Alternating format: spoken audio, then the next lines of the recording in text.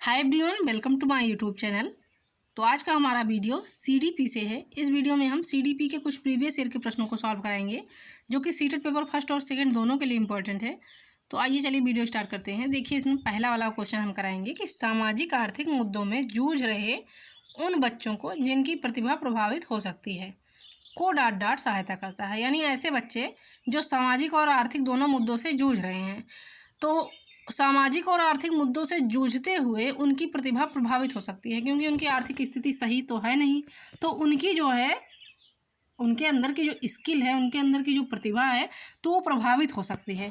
तो ऐसे बच्चों को क्या सहायता करता है? तो पहला है कि स्व अधिगम मॉडल, यानी ऐसे बच्चों को स्व अधिगम मॉडल सहायता करता है जो बच्चे सामाजिक और आर्थिक स्थिति से जूझ रहे हैं। या सेकंड है कि विभेदित निर्देश, सी है कि पाठचर्या का विस्तार, तथा डी है कि संज्ञानात्मक वर्गीकरण। यानी ऐसे बच्चे जो सामाजिक और आर्थिक स्थिति से जूझ रहे हैं, तो ऐसे बच्चों को संज्ञानात्मक वर्गीकरण ये सहायता करता है।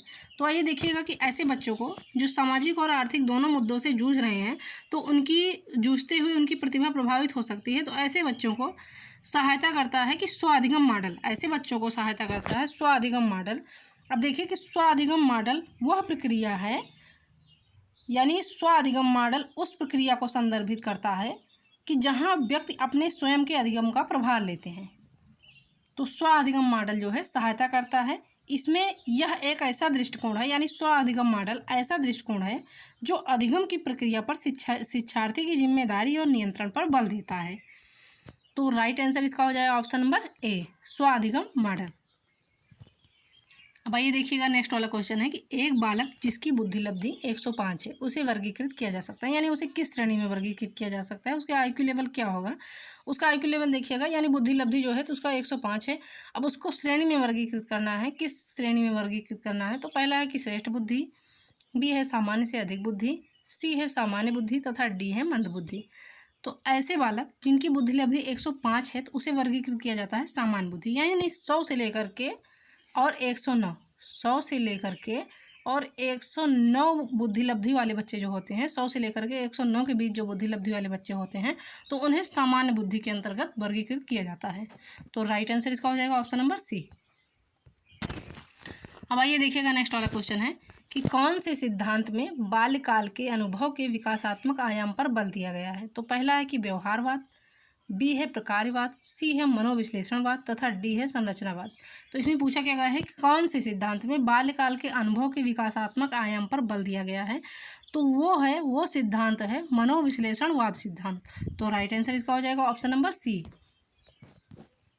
अब देखिए, नेक्स्ट वाला क्वेश्चन है कि प्राथमिक आवश्यकताओं को डॉट डॉट आवश्यकता से भी जाना जाता है। यानी प्राथमिक आवश्यकताओं को तो कैसी आवश्यकता से भी जाना जा सकता है? तो पहला है कि मनोवैज्ञानिक, दैहिक, सामाजिक तथा मनोसामाजिक। तो देखिएगा, प्राथमिक आवश्यकताएं होती हैं रोटी, कपड़ा, मकान, स्वास्थ्य, शिक्षा। ये सारी आवश्यकताएं जो है तो ये प्राथमिक आवश्यकताओं के अंतर्गत आ जाती हैं। तो राइट आंसर इसका हो जाएगा कि प्राथमिक आवश्यकताओं को दैहिक आवश्यकताओं से भी जाना जाता है। यानी इसका सही उत्तर हो जाएगा ऑप्शन नंबर बी। अब आइए देखिएगा, नेक्स्ट वाला क्वेश्चन है। नेक्स्ट क्वेश्चन हम कराएंगे इसमें कि बालकों का सर्वाधिक उचित काल कौन सा होता है? यानी बालकों का जो है तो सबसे उचित काल कौन सा होता है कि जब वे विस्फोट और तनाव में होते हैं। यानी वो कौन सा काल है कि जब वे विस्फोट और तनाव में होते हैं, तो बालकों का उचित काल कौन सा होता है? तो पहला है कि किशोरावस्था, बाल्यावस्था, शैशवावस्था या प्रौढ़ावस्था। तो देखिए कि बालकों का सर्वाधिक उचित काल ये होता है कि जब वे तनाव और विस्फोट में होते हैं, तो वो काल होता है किशोरावस्था, यानी एडोलसेंस एज जो होती है, तो ये तनाव और विस्फोट की एज होती है। तो राइट आंसर इसका हो जाएगा ऑप्शन नंबर ए। अब आइए देखिएगा, नेक्स्ट वाला क्वेश्चन है कि निम्न में से किसने बच्चों में वस्तु स्थैर्य के विकास को समझने में सहायता की है? यानी कौन है वो, कौन से साइंटिस्ट हैं कि जिन्होंने बच्चों में वस्तु स्थैर्य के विकास को समझने में सहायता की है? तो पहला है पियाजे, उसके बाद है फस्टिंगर, एरिक्सन या बैलाक। तो राइट आंसर इसका हो जाएगा ऑप्शन नंबर ए कि पियाजे ने जो है तो बच्चों में वस्तु स्थैर्य के विकास को समझने में सहायता की है। तो सही उत्तर इसका हो जाएगा ऑप्शन नंबर ए। अब आइए देखिएगा, नेक्स्ट वाला क्वेश्चन है कि बालक में अपराधी प्रवृत्ति के विकसित होने का मुख्य कारण कौन सा है? यानी बालक में अपराधी प्रवृत्ति के विकसित होने का सबसे पहला कारण कौन सा है, सबसे मुख्य कारण कौन सा है कि जब बालक बिगड़ता है उसके बिगड़ने की प्रवृत्ति में सबसे मुख्य कारण कौन सा हो सकता है। तो पहला है कि परिवार का वातावरण, उसके बाद बी है अनुशासनहीनता, सी है आर्थिक अभाव, या डी है दोषपूर्ण पाठ्यक्रम। तो बालक में आपराधी प्रवृत्ति के विकसित होने का सबसे मुख्य कारण ये होता है कि परिवार का वातावरण, यानी उसके परिवार का वातावरण जैसा होगा बालक उसी रूप में होगा। बालक जो है तो वैसा ही होगा जैसा ही उसके परिवार का वातावरण होगा। तो बालक में अपराधी प्रवृत्ति के विकसित होने का मुख्य कारण होता है उसके परिवार का वातावरण। तो राइट आंसर इसका हो जाएगा ऑप्शन नंबर ए। अब देखिए नेक्स्ट वाला क्वेश्चन है कि आत्मसम्मान की भावना का लक्षण डॉट डॉट प्रकट करती है, यानी वो कौन सी एज है, कौन सी अवस्था है जिसमें आत्मसम्मान की भावना का लक्षण प्रकट करती है। तो पहला है बाल्यावस्था, बी देखिएगा किशोरावस्था, सी बी है शैशवावस्था, सी है किशोरावस्था तथा डी है प्रौढ़ावस्था। तो आत्मसम्मान की भावना का लक्षण किशोरावस्था प्रकट करती है। राइट आंसर इसका हो जाएगा ऑप्शन नंबर सी। अब देखिए नेक्स्ट वाला क्वेश्चन है कि दूसरे वर्ष के अंत तक शिशु का शब्द भंडार हो जाता है, यानी दूसरे वर्ष के अंत तक तो शिशु का शब्द भंडार कितने शब्द हो जाता है। तो पहला है 100 शब्द, बी है 60 शब्द, सी है 50 शब्द तथा डी है 10 शब्द। तो आइए देखिएगा कि दूसरे वर्ष के अंत तक शिशु का शब्द भंडार जो होता है वो लगभग 100 शब्द हो जाता है। तो राइट आंसर इसका हो जाएगा ऑप्शन नंबर ए। अब हम नेक्स्ट वाला क्वेश्चन कराएंगे कि प्रतिबिंब अवधारणा प्रतीक एवं संकेत, भाषा, शारीरिक क्रिया और मानसिक क्रिया अंतर्निहित है। तो पहला है कि अनुकूलन, प्रेरक पेशी विकास, उसके बाद में है कि समस्या समाधान या विचारात्मक प्रक्रिया। तो आइए देखिएगा कि प्रतिबिंब अवधारणा प्रतीक एवं संकेत, भाषा, शारीरिक क्रिया और मानसिक क्रिया अंतर्निहित, ये सब संबंधित हैं, यानी ये सब जो संबंधित है तो विचारात्मक प्रक्रिया से संबंधित हैं। तो राइट आंसर इसका हो जाएगा ऑप्शन नंबर डी। अब हम नेक्स्ट वाला क्वेश्चन देखेंगे कि सीमा हर पाठ को बहुत जल्दी याद सीख लेती है। सीमा एक लड़की है तो वो हर पाठ को बहुत जल्दी सीख लेती है, लेकिन लीना उसे सीखने में ज़्यादा समय लेती है। यह विकास के डाट डाट सिद्धांत को दर्शाता है, यानी सीमा जो है तो वो हर पाठ को बहुत जल्दी सीख लेती है, परंतु लीना उसी पाठ को ज़्यादा समय लेती है, उसे देर लगता है सीखने में। तो यह विकास के किस सिद्धांत को दर्शाता है। तो पहला है कि वैयक्तिक सिद्धांत, बी है कि अंतः संबंध सिद्धांत, डी है निरंतरता सिद्धांत, सी है कि निरंतर सिद्धांत तथा डी है कि सामान्य से विशिष्ट की ओर। तो आइए देखिएगा कि सीमा जो है हर पाठ को बहुत जल्दी सीख लेती है, परंतु लीना उसे सीखने में ज़्यादा समय लेती है। तो ये होता है वैयक्तिक सिद्धांत, यानी कोई भी व्यक्ति जो होता है तो किसी चीज़ को जल्दी सीख लेता है, लेकिन कोई व्यक्ति जो है तो किसी चीज़ को सीखने में टाइम लगता है। उसको अपनी अपनी जो है रुचियाँ होती हैं या अपनी अपना IQ लेवल होता है कि कोई किसी चीज़ को जल्दी सीख लेता है, कोई किसी चीज़ को सीखने में थोड़ा समय लगता है। तो ये होता है वैयक्तिक सिद्धांत के अंतर्गत, यानी ये दर्शाता है वैयक्तिक सिद्धांत को। तो सही उत्तर इसका हो जाएगा ऑप्शन नंबर ए। अब देखिए नेक्स्ट वाला क्वेश्चन है कि एक व्यक्ति अपने समकक्ष व्यक्तियों के समूह के प्रति आक्रामक व्यवहार करता है। एक व्यक्ति जो है तो अपने समकक्ष यानी समान व्यक्तियों के समूह के प्रति आक्रामक व्यवहार करता है और विद्यालय के मानदंडों को नहीं मानता। इस विद्यार्थी को डांट डांट में सहायता की आवश्यकता है, यानी ऐसे विद्यार्थी को तो किस चीज़ में सहायता की आवश्यकता है। तो पहला है कि भावात्मक क्षेत्र में, उच्च स्तरीय चिंतन कौशल में, या संज्ञानात्मक क्षेत्र में, या मनोगत्यात्मक क्षेत्र में। तो आइए देखिएगा कि एक व्यक्ति जो है अपने समकक्ष व्यक्तियों के समूह के प्रति आक्रामक व्यवहार करता है और विद्यालय के मानदंड को नहीं मानता है, तो इस विद्यार्थी को जो है भावात्मक क्षेत्र में सहायता की आवश्यकता होती है। तो सही उत्तर इसका हो जाएगा ऑप्शन नंबर ए। अब आइए देखिएगा नेक्स्ट वाला क्वेश्चन है कि अपेक्षा मूर्त अनुभव एवं प्रत्ययों से होती है या अवस्था है। तो पहला है कि 7 से 12 वर्ष, उसके बाद में है 12 से वयस्क तक, देखिएगा 2 से 7 वर्ष, या जन्म से 2 वर्ष। तो अपेक्षा मूर्त अनुभव एवं प्रत्ययों से होती है, ये अवस्था होता है 7 से 12 वर्ष, यानी इसका सही उत्तर हो जाएगा ऑप्शन नंबर ए, 7 से 12 वर्ष तक। अब आइए देखिएगा नेक्स्ट वाला क्वेश्चन है कि एक 13 वर्षीय बालक बात बात में अपने बड़ों से झगड़ा करने लगता है। एक बच्चा 13 वर्षीय है तो वो बात बात में अपने बड़ों से झगड़ा करने लगता है और हमेशा स्वयं को ही सही साबित करने की कोशिश करता है। वह विकास की कौन सी अवस्था में है? तो पहला है कि किशोरावस्था, प्रारंभिक बाल्यावस्था, युवावस्था या बाल्यावस्था। तो आइए देखिएगा कि 13 वर्ष से लेकर के 19 वर्ष की जो अवस्था होती है तो वो किशोरावस्था के अंतर्गत आती है। तो जाहिर सी बात है कि वो अवस्था होगी किशोरावस्था। तो सही उत्तर इसका हो जाएगा ऑप्शन नंबर ए। अब नेक्स्ट क्वेश्चन हम देखेंगे कि विकास कभी ना समाप्त होने वाली प्रक्रिया है, यह विचार किससे संबंधित है? तो पहला है कि अंतः संबंध का सिद्धांत, बी है निरंतरता का सिद्धांत, सी है एकीकरण का सिद्धांत तथा डी है कि अंतः क्रिया का सिद्धांत।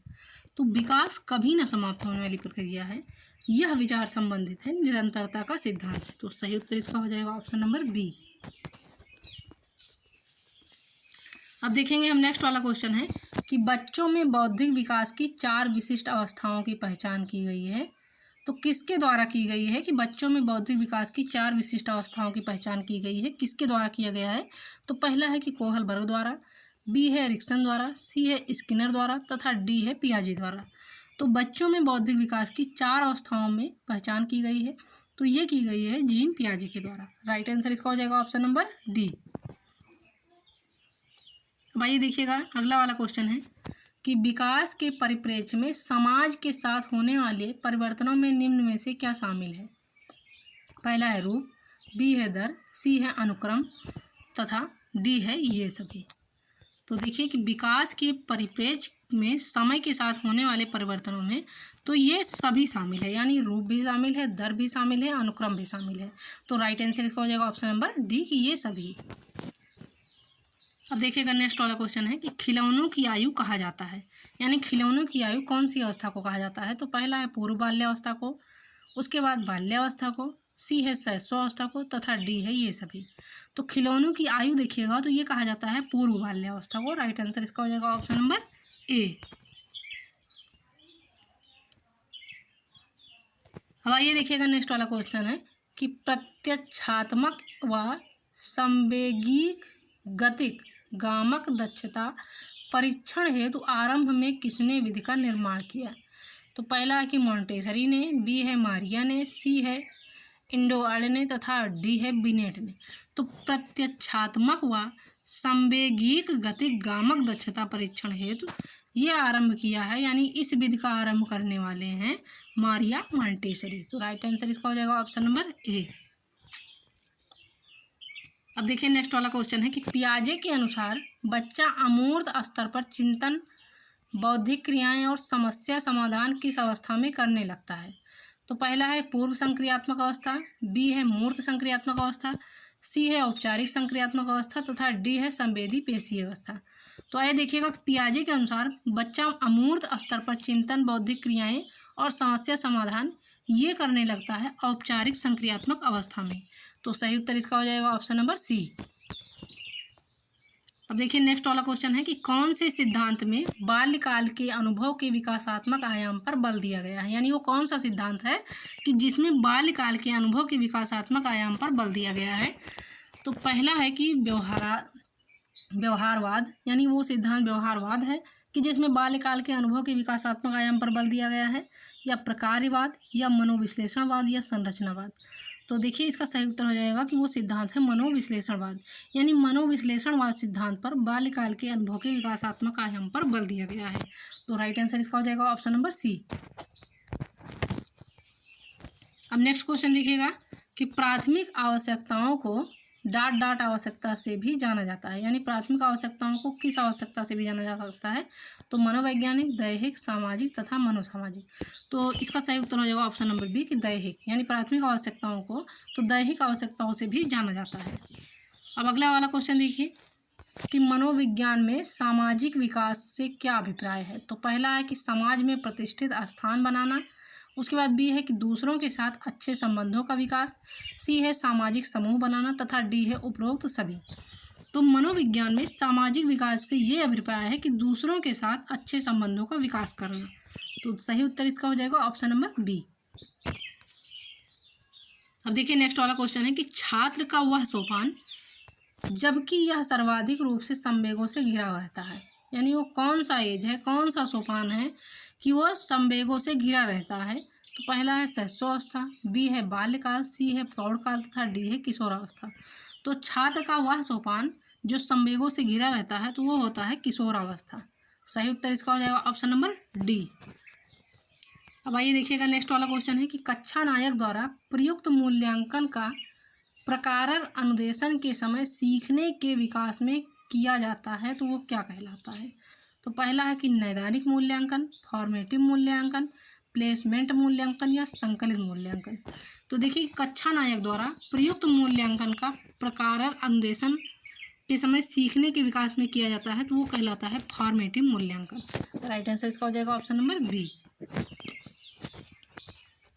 अब देखिए इस वीडियो का सबसे लास्ट वाला क्वेश्चन हम करा रहे हैं कि निम्नलिखित में से कौन सी संस्था सामाजिक परंपराओं के हस्तांतरण में सबसे अधिक योगदान करती है। तो पहला है परिवार, विद्यालय, पड़ोसी या इनमें से कोई नहीं। क्वेश्चन में कहा क्या गया है कि वो कौन सी संस्था है जो सामाजिक परंपराओं के हस्तांतरण में सबसे अधिक योगदान देती है, तो होता है आपका परिवार। तो राइट आंसर इसका हो जाएगा ऑप्शन नंबर ए।